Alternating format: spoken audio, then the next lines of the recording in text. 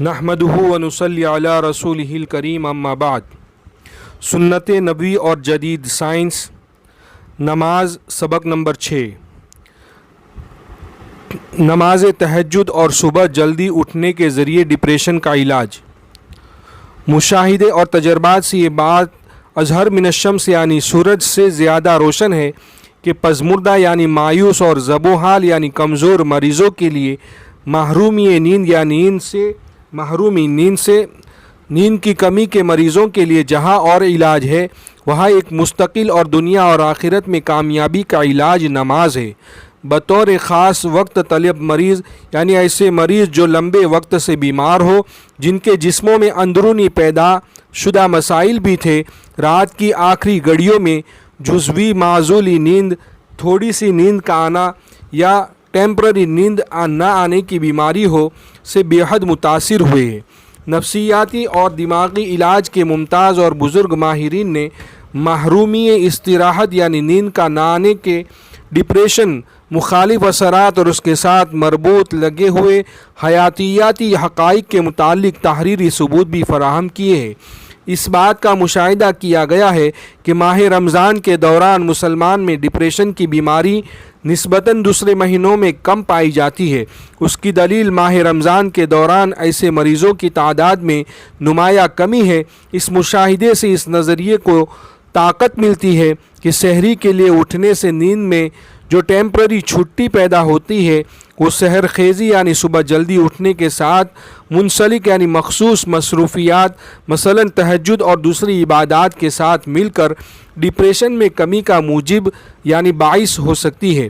اسی مشاہدے کی بنیاد پر یہ نظریہ قائم کیا گیا کہ سحر خیزی، جلدی اٹھنا، تہجد کی نماز اور دیگر عبادات اور اذکار کے ساتھ ایسے امراض کے لیے ایک مؤثر طریق علاج ہے جو ڈپریشن کے نتیجے میں پیدا ہوتے ہیں۔ علامہ اقبال میڈیکل کالج کا مطالعاتی پروگرام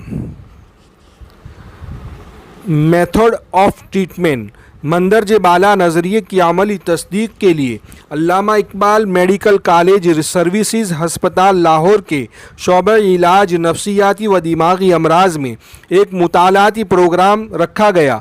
یہ تجرباتی پروگرام تقریباً 8-9 جنوری 1985 تا ستمبر 1985 تک جاری رہا۔ مریضوں کو ملی جلی جماعتوں میں تقسیم کیا گیا۔ پہلی جماعت علاج بالتہجد جماعت نام دیا گیا اور دوسری جماعت کو نگران جماعت کا نام دیا گیا۔ مریضوں کی کل تعداد 64 تھی اور دونوں جماعتوں میں کے ارکان کو عمر، جنس یعنی میل فیمیل، تعلیم اور معاشرتی رتبے کی مناسبت سے گروپوں میں تقسیم کیا گیا۔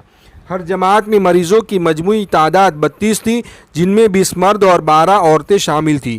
یہ ڈپریشن کے ایسے وقت طلب یعنی لمبی بیماری میں کے مریض تھے جو عرصے دراز سے دوائیاں کھا رہے تھے مگر ان کو کوئی فائدہ نہیں پہنچ رہا تھا۔ تجربے کے دوران تمام مریضوں کی دوائیاں بند کر دی گئی۔ دونوں گروپوں کے لیے صبح میں جلدی اٹھنا 2 سے 4 بجے تک لازمی یعنی ضروری قرار دیا گیا۔ مطالعاتی جماعت کو مصروفیت کے طور پر عبادت، تلاوت، تہجد اور مندرجہ ذیل آیات قرآنی کا 100 دفعہ ورد کرنے کی ہدایت کی گئی۔ نمبر 1، اللہ بذکر اللہ تطمئن القلوب۔ نمبر 2، وَإِذَا مَرِضْتُ فَهُوَ يَشْفِينِ۔ مریضوں کو ہدایت کی گئی کہ اس دوران نرم دلی کے ساتھ ان اذکار پر توجہ مرکوز کریں، دلی رضامندی اور پوری سنجیدگی کے ساتھ خدا کی قربت کو محسوس کرنے کی کوشش کریں۔ نگراں جماعت یا کنٹرول گروپ کے لیے بھی 2 گھنٹے کے لیے جاگتے رہنا ضروری تھا اور انہیں ہدایت کی گئی کہ وہ یہ وقت فارغ بیٹھنے کے بجائے گھر کے چھوٹے موٹے کام یا پڑھائی جیسی مصروفیات میں خرچ کریں۔ دوران علاج مریضوں کو جانچ قبل از علاج کیفیت کے ساتھ برابری کے طور پر کی گئی۔ یہ جانچ ہفتے میں 2 بار ہوتی رہی اور علاج شروع ہونے کے 4 ہفتے بعد مریضوں کو ہیملٹن ڈپریشن ریٹنگ اسکیل پر موضوعی اور مصروفی دونوں سطحوں پر جانچا گیا۔ پکی رپورٹ کی بنیاد معالجین کے مریضوں کے ساتھ انٹرویو اور مریض کے ڈپریشن کی شدت کی پیمائش کی گئی۔ حتمی نتائج میں یہ نوٹ کیا گیا کہ مطالعاتی جماعت یعنی تہجد پڑھنے والی جماعت ڈپریشن میں بمقابل اس جماعت کے جو تہجد نہیں پڑھتی تھی زیادہ فائدہ مند رہیں۔ دوسری طرف 32 مریضوں میں 25 یعنی 78% مطالعاتی جماعت یعنی جو تہجد پڑھنے والے تھے ان میں سے انہوں نے فائدہ حاصل کیا، اور دوسری طرف نگران جماعت میں 32 میں سے صرف 5 مریضوں کو فائدہ حاصل ہوا۔ مطالعاتی جماعت یعنی تہجد کی جماعت جس کے ارکان دل جمعی سے ذکر الہی، تہجد اور تلاوت آیات کرتے رہے، مثبت نتائج دکھانے میں کامیاب رہے۔ نگران جماعت کے نگران جو صرف جاگتے رہے اور صرف گھریلو کام کاج میں مصروف رہے، بہتر نتائج نہ دکھا سکے۔ صلاۃ تہجد یعنی تہجد کی نماز ایک مسلمان کے لیے دینی اہمیت کی حامل ہے، جیسا کہ مندرذیل آیات قرآنی میں پتہ چلتا ہے۔ وَمِنَ اللَّيْلِ فَتَہجَّدْ بِهِ نَافِلَةً لَكَ، اور رات کے کچھ حصے میں تہجد بھی پڑھ لیا کیجیے جو آپ کے حق میں زائد چیز ہے۔ یہ مریضوں کے لیے سیدھے راستے کی طرف رہنمائی کراتی ہے، اور اس پر عمل بحیثیت علاج برائے بشرطے کہ دل جمعی، لگن اور عقیدت اور محبت سے کیا جائے تو یقیناً خوش آئند ہوگا، اور بیماری کے مضر اثرات کم کرتے کرتے زندگی پر پرخوشگوار اثر مرتب کرے گا، کیونکہ یہ حضرات ذکر الہی سے اندرونی چین اور اطمینان قلب حاصل کر لیتے ہیں۔ قرآن کریم کی دوسری آیات سرچشمے صحت کی رہنمائی کرتی ہے، وَنُنَزِّلُ مِنَ الْقُرْآنِ مَا هُوَ شِفَاءٌ وَرَحْمَةٌ لِّلْمُؤْمِنِينَ، اور ہم قرآن میں ایسی چیزیں نازل کرتے ہیں جو ایمان والوں کے حق میں شفا اور رحمت ہے۔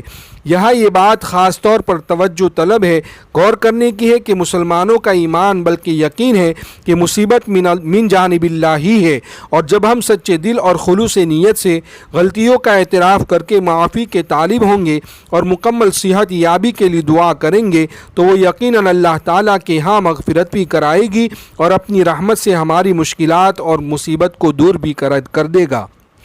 علاج بالتہجد ایک نفسیاتی طریق علاج ہے جس کی تعلیمات قرآن سے ماخوذ ہے، نکالی ہوئی ہے، اور بحیثیت تقابل یہ مغربی طریق علاج کو پاس پھٹکنے نہیں دیتا۔ ایک مسلمان کا یہ یقین کامل ہے کہ وہ صرف اللہ ہی کا ایک ادنا غلام ہے، اور زندگی اور موت صرف اسی کے قبضے قدرت میں ہے۔ اسے زندگی کے گوناگو ہنگاموں میں بہت سے مسائل سے یکسر نجات دے دیتا ہے۔ یہ مذہبی طریقہ علاج جو احادیث نبی صلی اللہ علیہ وسلم اور آیات قرآنی سے لیا گیا ہے، واقعتاً بہت سی دوسری نفسیاتی اور غیر نفسیاتی تکالیف کا منہ توڑ جواب ہے۔ حقیقت یہ ہے کہ کوئی بھی بیماری لا علاج نہیں، جیسا کہ مندرجہ ذیل حدیث نبوی سے ثابت ہے، لِكُلِّ دَاءٍ دَوَاءٌ، ہر بیماری کے لیے دوا ہے۔ اللہ تعالیٰ نے مریض کے لیے شفا عطا فرمائی ہے۔ بہت سی بیماریاں ایسی ہیں جن کا علاج ابھی تک دریافت نہیں ہوا، یعنی کینسر اور ایڈز وغیرہ، لیکن مندرجہ بالا حدیث کے آئینے میں یہ بات 100% بھروسے سے کہی جا سکتی ہے کہ یہ بیماریاں بھی لا علاج نہیں۔ لہذا نفسیاتی بیماریوں کا بہترین علاج سکون قلب میں چھپا ہوا ہے، جو ذکر الہی اور نماز کے ذریعے ممکن ہے، تاکہ روحانی اور نفسیاتی صفائی و پاکیزگی کا باعث بنے۔ در حقیقت ہم کسی بھی بیماری کی احتیاط اور روک تھام کے لیے اسلام کے صراط مستقیم پر ثابت قدم رہ کر سرخ روح ہو سکتے ہیں، جیسا کہ آیات قرآنی، احادیث نبوی اور سنت نبوی صلی اللہ علیہ وسلم سے ثابت ہے۔ وآخر دعوانا ان الحمد للہ رب العالمین۔